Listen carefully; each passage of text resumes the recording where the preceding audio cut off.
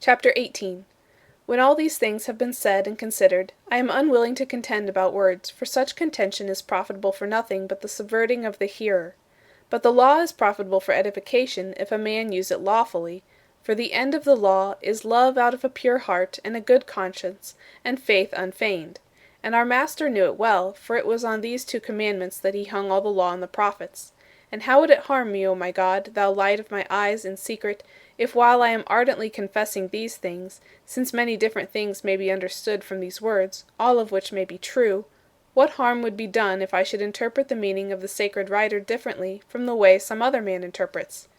Indeed, all of us who read are trying to trace out and understand what our author wished to convey, and since we believe that he speaks truly, we dare not suppose that he has spoken anything that we either know or suppose to be false. Therefore, since every person tries to understand in the Holy Scripture what the writer understood, what harm is done if a man understands what thou, the light of all truth-speaking minds, showest him to be true, although the author he reads did not understand this aspect of truth, even though he did understand the truth in a different meaning? Chapter 19. For it is certainly true, O Lord, that thou didst create the heaven and the earth. It is also true that the beginning is thy wisdom in which thou didst create all things. It is likewise true that this visible world has its own great division, the heaven and the earth, and these two terms include all entities that have been made and created. It is further true that everything mutable confronts our minds with a certain lack of form, whereby it receives form, or whereby it is capable of taking form.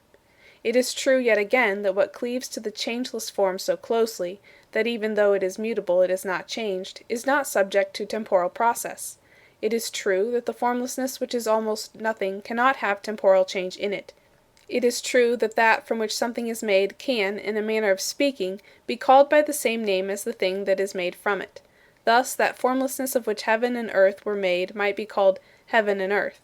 It is true that of all things having form nothing is nearer to the unformed than the earth and the abyss. It is true that not only every created and formed thing, but also everything capable of creation and of form, were created by thee, from whom all things are. It is true, finally, that everything that is formed from what is formless was formless before it was created.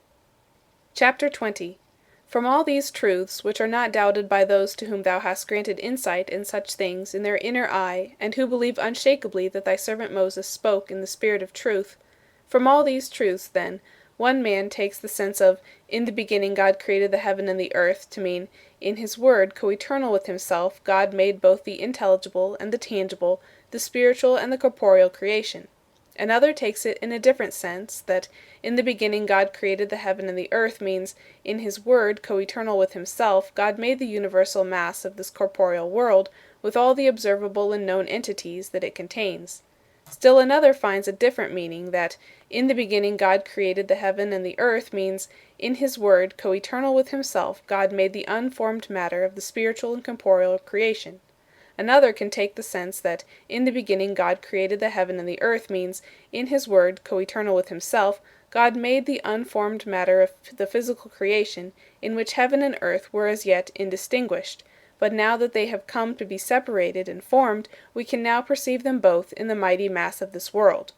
Another takes still a further meaning, that "in the beginning God created heaven and earth" means, in the very beginning of creating and working, God made that unformed matter which contained, undifferentiated, heaven and earth, from which both of them were formed, and both now stand out and are observable with all the things that are in them.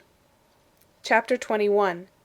Again, regarding the interpretation of the following words, one man selects for himself, from all the various truths, the interpretation that "the earth was invisible and unformed, and darkness was over the abyss" means, that corporeal entity which God made was as yet the formless matter of physical things without order and without light.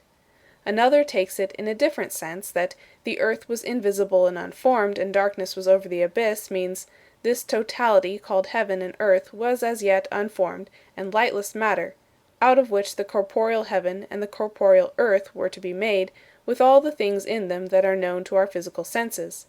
Another takes it still differently, and says that "but the earth was invisible and unformed, and darkness was over the abyss" means, this totality called heaven and earth was as yet an unformed and lightless matter, from which were to be made that intelligible heaven, which is also called the heaven of heavens, and the earth, which refers to the whole physical entity, under which term may be included this corporeal heaven. That is, he made the intelligible heaven from which every invisible and visible creature would be created. He takes it in yet another sense who says that, "But the earth was invisible and unformed, and darkness was over the abyss," means, the Scripture does not refer to that formlessness by the term heaven and earth, that formlessness itself already existed. This it called the invisible earth, and the unformed lightless abyss, from which, as it had said before, God made the heaven and the earth, namely the spiritual and the corporeal creation.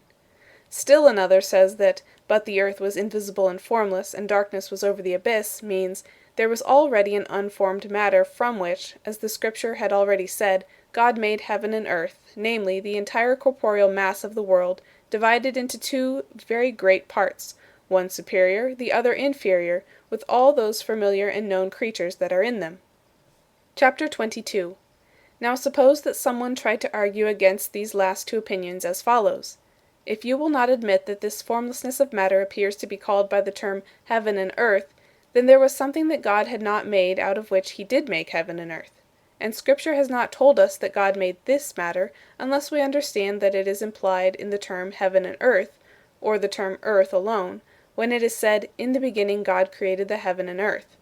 Thus in what follows, "The earth was invisible and unformed," even though it pleased Moses thus to refer to unformed matter, yet we can only understand by it that which God himself hath made, as it stands written in the previous verse, "God made heaven and earth."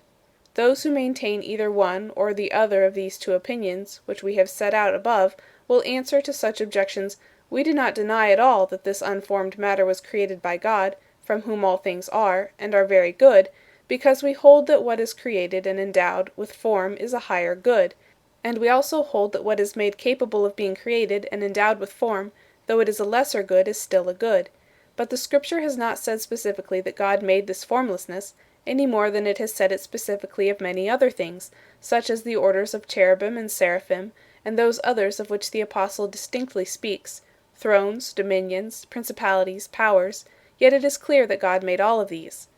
If in the phrase, "He made heaven and earth," all things are included, what are we to say about the waters upon which the Spirit of God moved? For if they are understood as included in the term earth, then how can unformed matter be meant by the term earth when we see the waters so beautifully formed? Or if it be taken thus, why, then, is it written that out of the same formlessness the firmament was made and called heaven, and yet it is not specifically written that the waters were made? For these waters, which we perceive flowing in so beautiful a fashion, are not formless and invisible. But if they received that beauty at the time God said of them, "Let the waters which are under the firmament be gathered together," thus indicating that their gathering together was the same thing as their reception of form, what then is to be said about the waters that are above the firmament? Because if they are unformed, they do not deserve to have a seat so honorable, and yet it is not written by what specific word they were formed.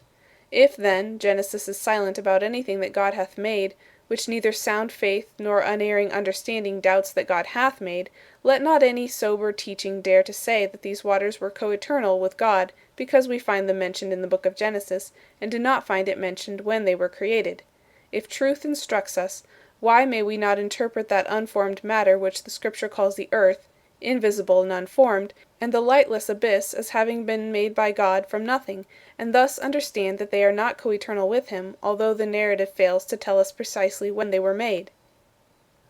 End of Book 12, chapters 12 to 22.